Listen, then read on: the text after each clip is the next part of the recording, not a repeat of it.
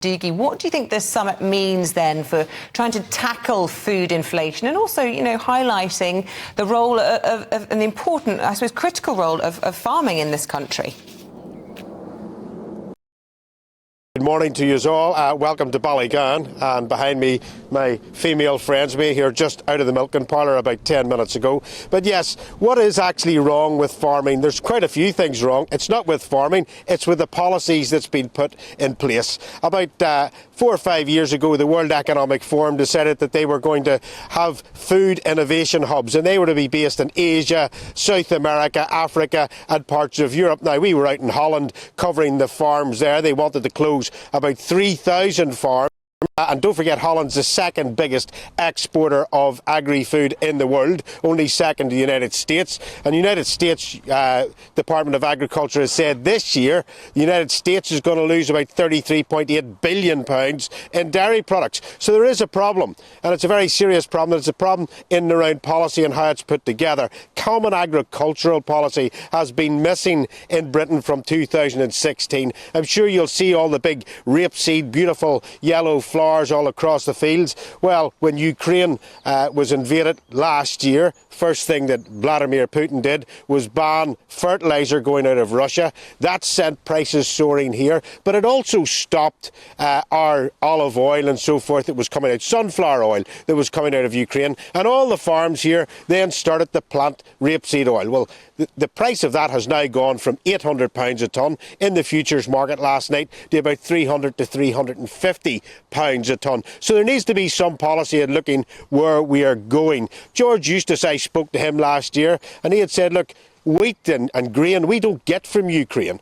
We supply our own, and the access is actually taken from Canada. Canada had a record crop of wheat last year, and it's now dropped to about £200 a tonne. So our bread and all should not be that expensive. But if we look at us behind us here now, milk prices from January have dropped 16 pence a litre at the farm gate.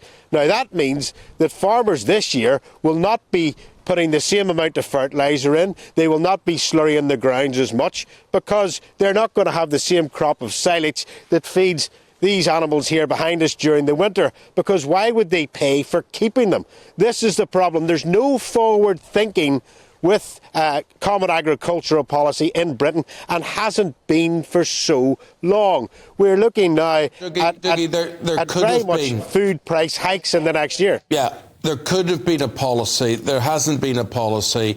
That's why, forgive me that I'm somewhat cynical when politicians get together and they say, oh, we have a great idea. We'll use more British produce. We'll help British farmers. We'll get them to have preference in supermarkets and whatever. I don't believe it. There's not the political will for it now. Amongst the farmers that you mix with and who need this help desperately, do you actually believe things will change from here on in? Do they believe things will change?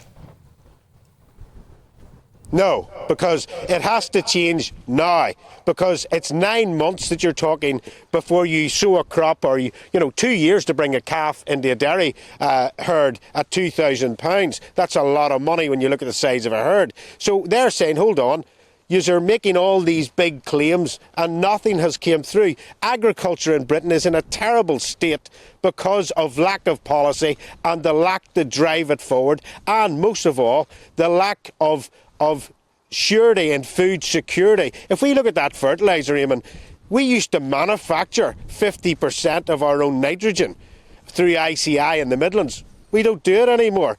It's all manufactured in Belarus and Russia. In fact, we pointed this out. Red diesel, you and I had this conversation 15 months ago.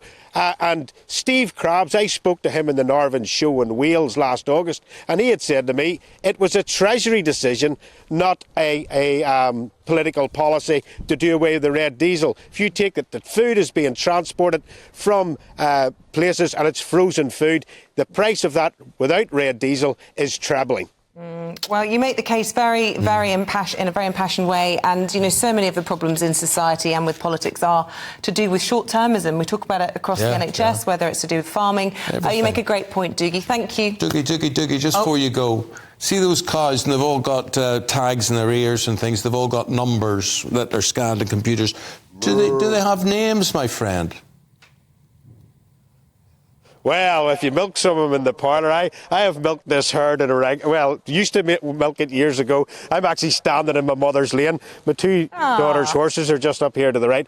But yeah, they are from farm gate to plate. During the foot and mouth disease, you'll remember that lots of problems with British beef. We had this policy to stop smuggling, etc. years ago, and now it's rolled out the whole way across the UK. You can trace this animal from its birth to when it hits your plate, all because of these tags. And yes, now and again, you do have a soft spot for one or two of the cattle when they come in, names. but you try not to. They get names. What sort of names do you give them? Sometimes, yeah. What? Give me an example of a name. Or do you whatever. Have any called Isabel? No, but we could make one. What's this one?